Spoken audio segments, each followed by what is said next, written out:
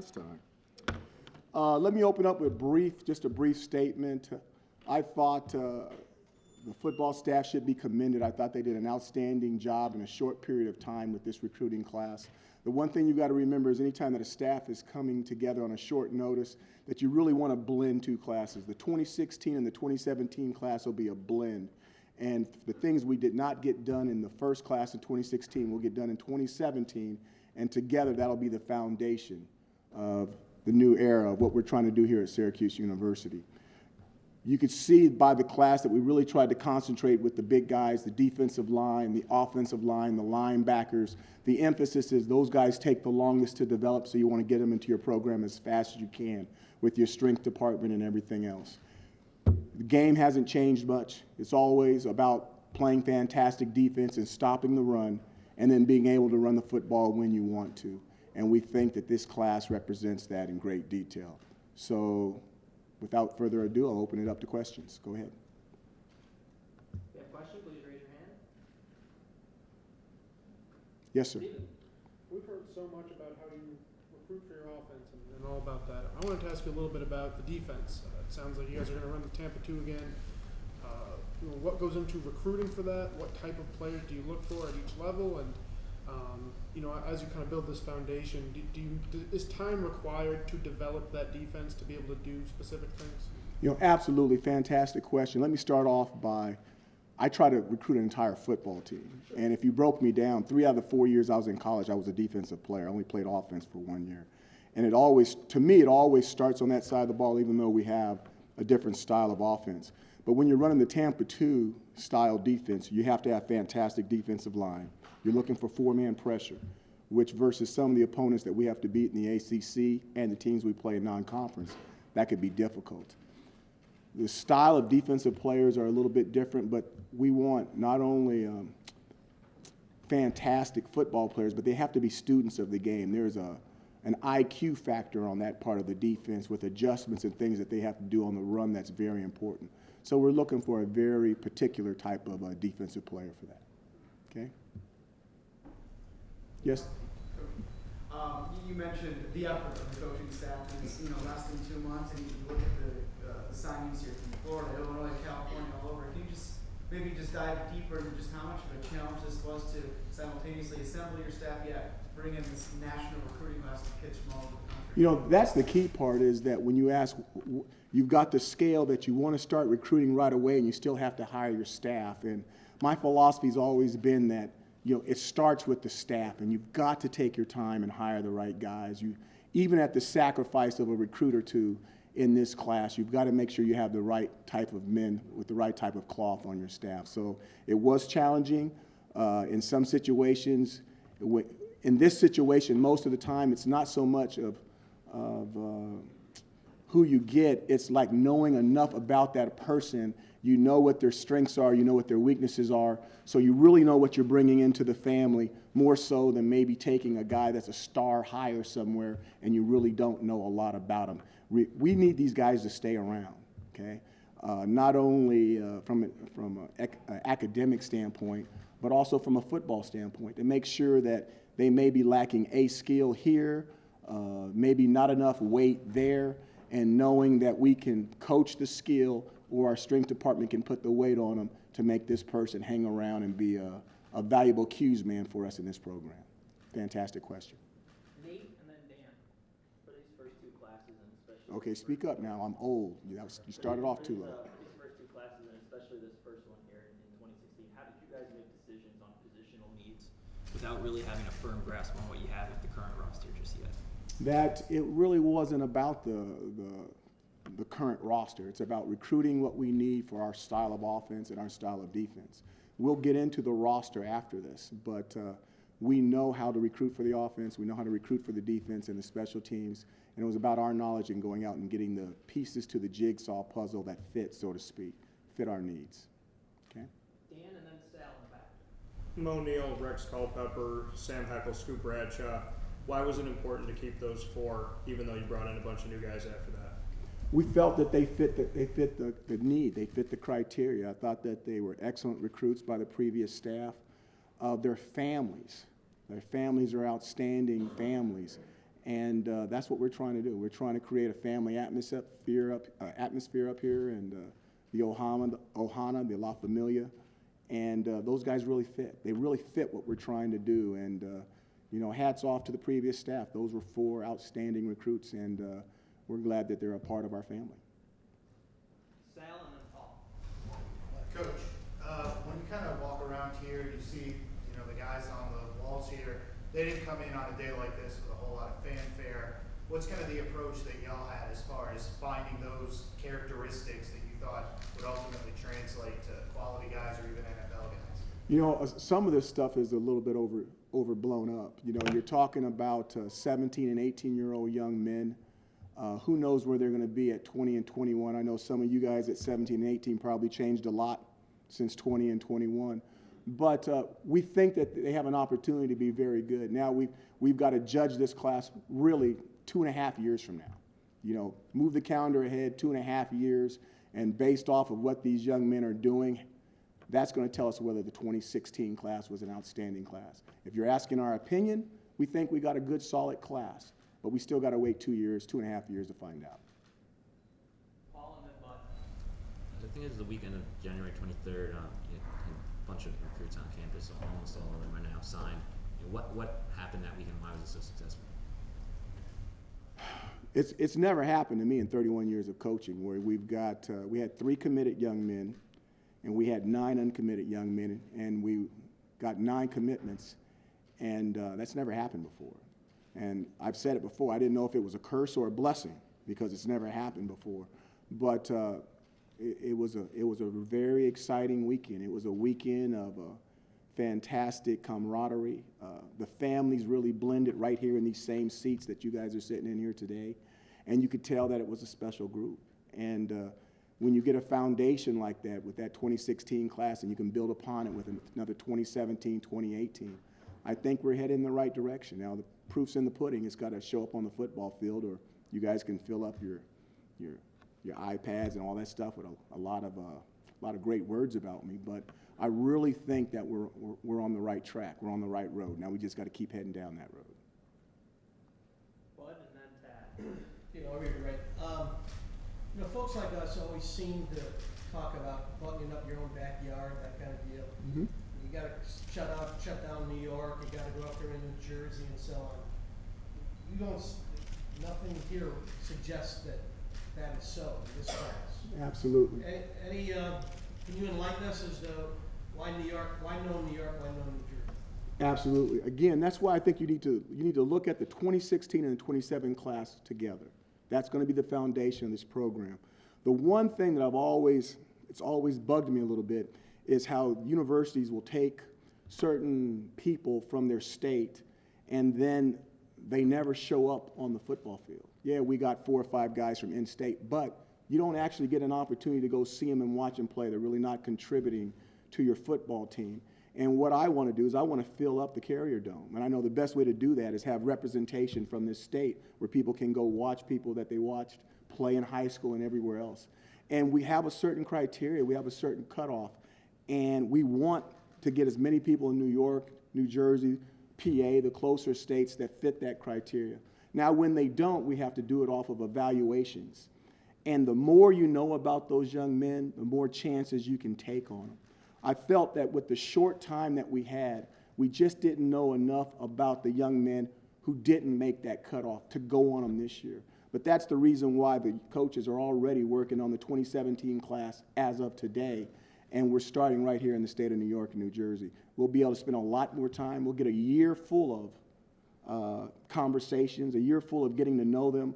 And now with those relationships, we'll have a better opportunity to keep those 4 and 5 stars at home, those 3 stars at home that can really contribute to this program and not just show up on the roster as somebody from New York that's really not helping us win. Tad and then Steven. Yes, sir. Coach, you've had a number of opportunities to look at your challenges. I'm sure you've had a number of challenges that you're facing. You've had an opportunity to look at all the good things that you're seeing. What's your greatest challenge? And then on the other side of that, what pleases you most about this class and taking on this responsibility? The greatest challenges we have is really a lot of these young men shouldn't be put into action because they're 18 and they're going to be going against 22 and 23-year-olds. And that's not the case. We are we're at a situation in the program where we're going to have a lot of these young men play early. And even though their heart will be there from a strength department and maybe from a maturity department, they're going to have some growing up to do very quickly, especially in the tough ACC conference. But that can be a blessing. They're going to take their lumps, and then they're going to grow a lot faster, because you can't get better unless you are on the football field. And a lot of these young men will be on the field, so we will get better. We just may have to take a step forward backwards before we get to take a step forward. Yeah. Stephen, then Nate. When you and your staff inherited the group of commits you had, there were 15. Only 4 of those guys, as Dan mentioned, are still here.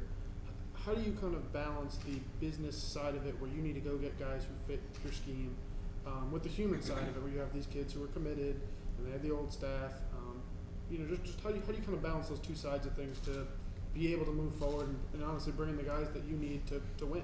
I think the key part of your whole dissertation is what you said, the word honest. We're going to be completely honest. We're going to be crystal clear that this is how we play defense. These are the type of individuals we look at. We've checked this situation out. We see you in this situation, or we don't see you in either one of those situations. We have to be honest with them. And those young men could have attended school here if they wanted to. But in the giant scheme of things, when you look at things and somebody's being absolutely crystal clear with you and telling you the gospel truth, then you have to decide whether you want to swim up that river or not, or whether you want to go somewhere else and play. Nate and then Matt said this class is big on big body guys, linemen, linebackers. Is there a different criteria when you went out and got a couple defensive ends, given that positional need on the roster right now, guys like Nelson and Black? Did you look for guys at that position who could maybe contribute right away? From an offensive standpoint, you really want big bodies, and we can find big bodies in the state of New York, New Jersey, and PA, even across the border to our northern friends up in Canada.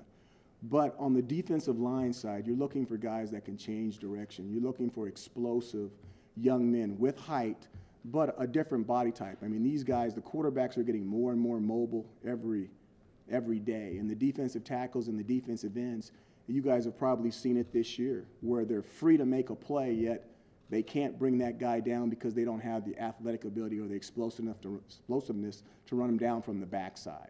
So everybody's looking for explosive defensive linemen. We're no different than everyone else, and you got to take them at what size they come. Some people can get them at 6'5", 6'6", 6'4", but the key thing with that position is you better make sure they can change directions and they're explosive, because normally they're blocking or they're going against a man that's 50 to 70 pounds heavier than them.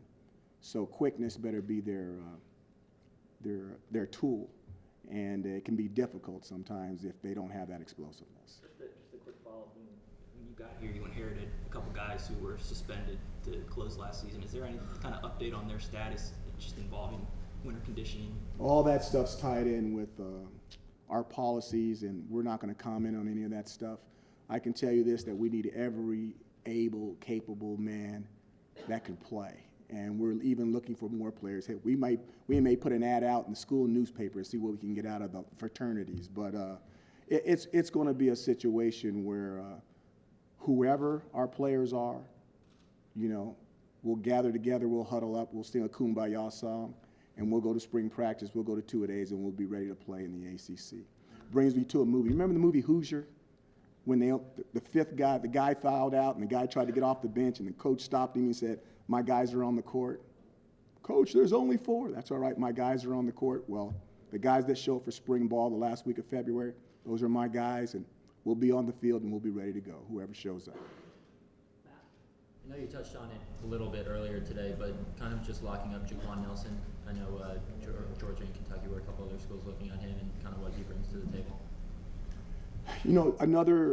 We think he's a really, really good player, obviously, based off of all the attention he had in the SEC.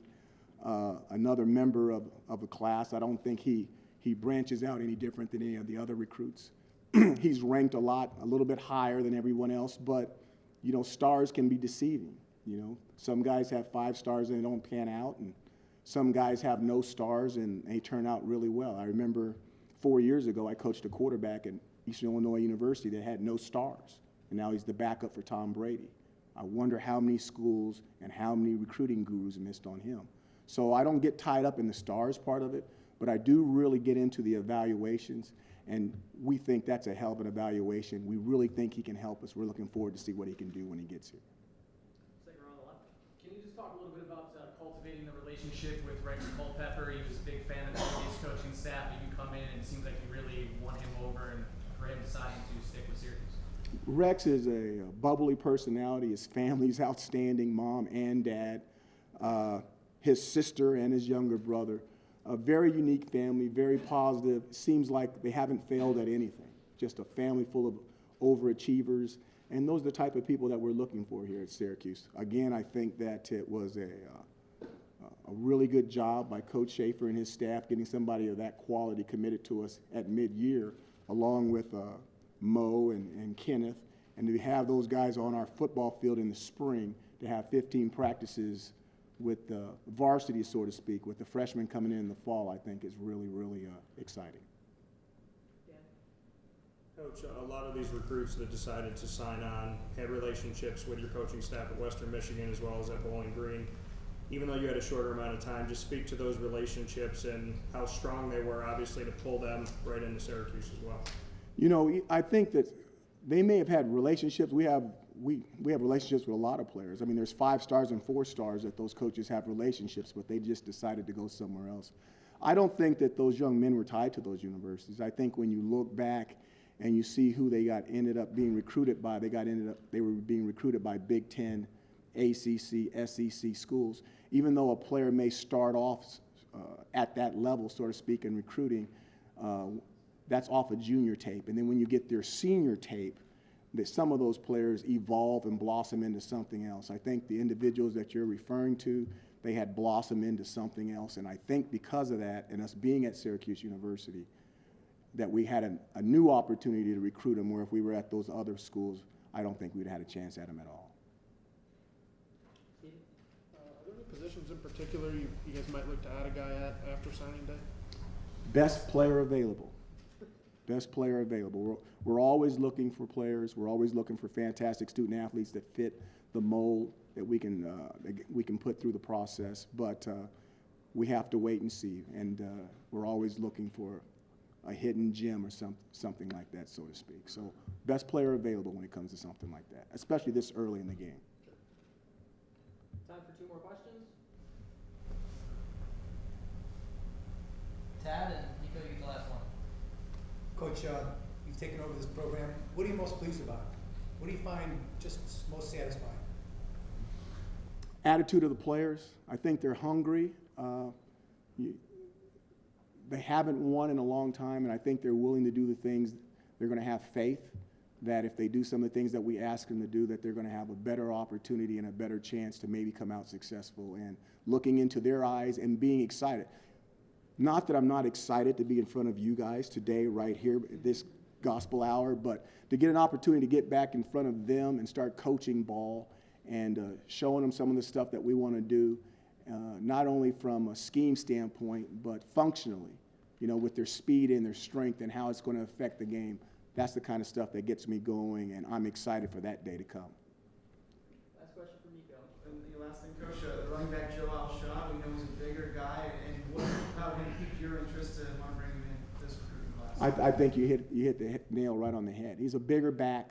You know, I think, was it Vince Lombardi, big backs bring championships? That's not totally accurate, but I don't think it's far from the truth. I think that, you know, you need a combination. You need that tough, short yardage goal line back, and then you need somebody out in the open field. And if it can be a bigger back, then that's fantastic. And if not, you need a smaller guy, then you need to get your job descriptions down and have your smaller guy in the middle of the field and get your bigger back when the yards get tougher. But I think he gives us an opportunity to have a big guy that can slam it in there in short yardage on the goal line. And in my past, we've had a lot of success with guys doing stuff like that in dual roles with the other back. Fantastic question. All right, Coach. Thanks very much. Thanks, guys. Whose microphone?